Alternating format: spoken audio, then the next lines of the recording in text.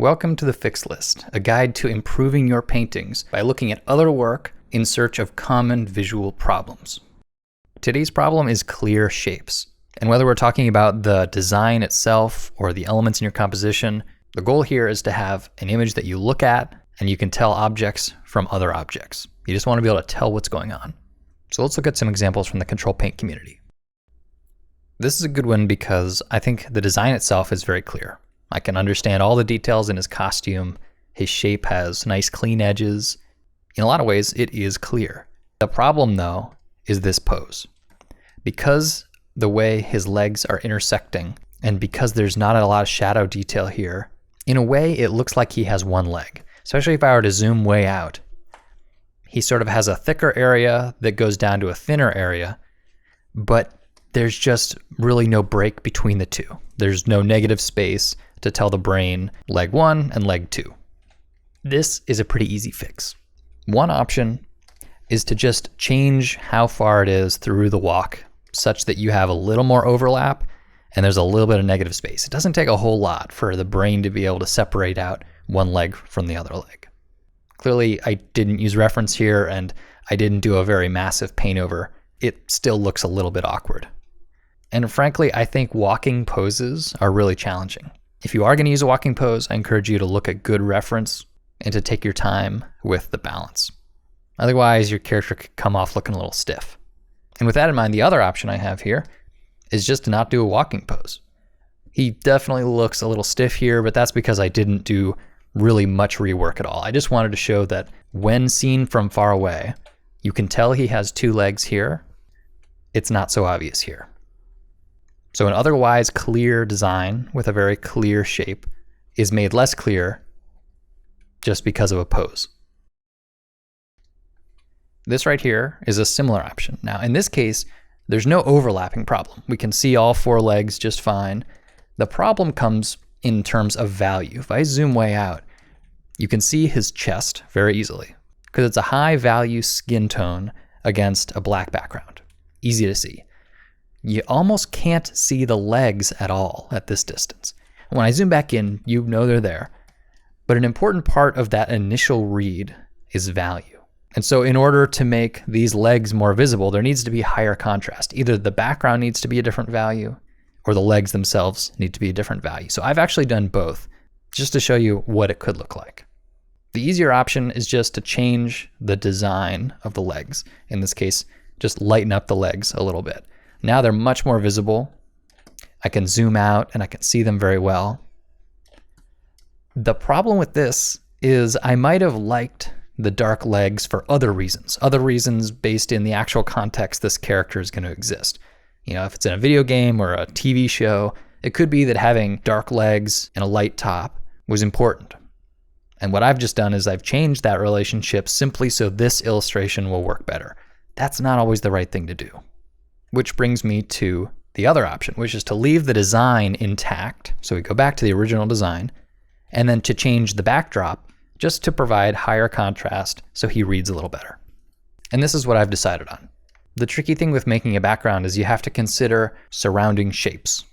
So in this case, I knew I needed a specific value behind the legs and a different value behind the skin. I also had this extra tricky element, which was the head of the lute. Because if I didn't have the head of the lute, which is a dark object, I could have actually gone with a much darker sky. The only reason I put the clouds in really is because if I had a purely darker sky, like a vibrant blue sky, the head of the lute was getting lost. So you're playing this sort of value puzzle, placing elements that you know are going to provide the necessary contrast. Now, neither of these is the correct option. I just wanted to show the before, which is a little hard to read the legs. And here's another option. And here's another option. All of which have a little more contrast and lead to a little bit clearer shapes. This image has a lot of really interesting details, almost to its detriment. There's so much stuff going on and so much contrast at small scale that it just feels a bit cluttered. And at a quick glance, there are not very clear shapes. My approach in this paint over was first to simplify the staging a bit. to reduce a few of the design elements and to kind of streamline objects, and then also to change the values and the colors of the objects to make them stand out from the background. So you can see I went from barrels that were all kind of equally sized, and I made one a little bit bigger, and they sort of go smaller in scale as they go up in the composition. There's a little more overlap. That helps with shape clarity.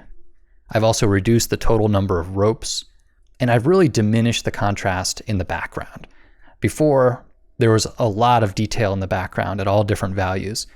Here, I've just lowered the contrast in general in the background, and then I've looked at each individual object and considered what its value is, and then picked a background color that would give it the necessary contrast.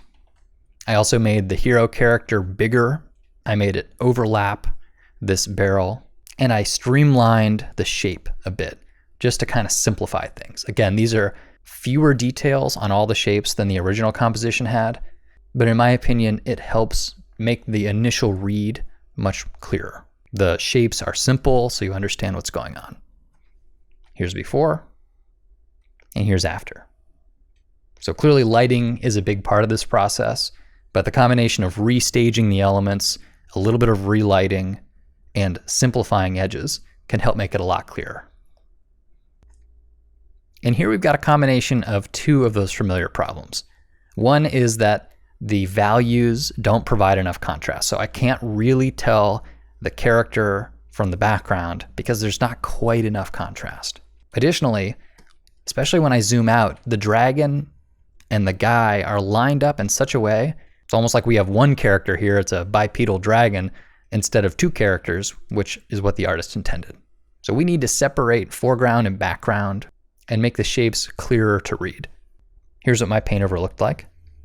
And what I did was to enlarge the foreground character. You can see he was smaller previously. So he's bigger now.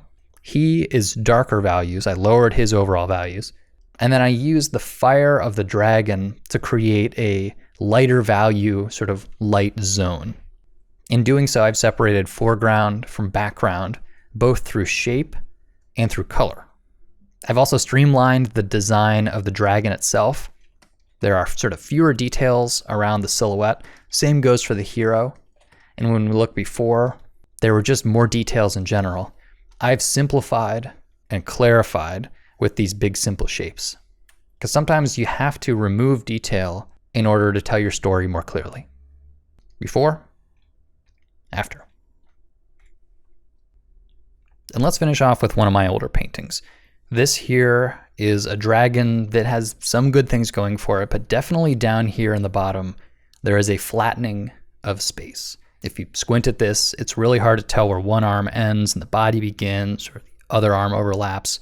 They're essentially all the same value. My task was to add some clarity or some clear shapes in this jumble of limbs. The result I came up with was this.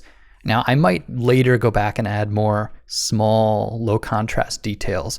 It's sort of simplified in terms of its surface, but you can see I've looked at where do objects overlap and how can I change one of the values. Here's before. The neck and the arm are the exact same value. So I brightened one and darkened the other, and now we can obviously tell where one starts and the other one ends. Same is true for this arm. And then the tail is kind of behind all of these limbs, so I changed its values a little more significantly. Here's before, here's after. So in this case, there were a lot of overlaps, but I wasn't reinforcing those overlaps with a value change. But by just doing a few value changes and leaving most of the image alone, I was able to go from before to after and to really clarify some of those shapes. These are easy changes to make and definitely worth looking into. And I want to thank the brave audience members that sent in their art to help with this project. It's not easy to get your work critiqued, so thanks for the help. See you in the next video.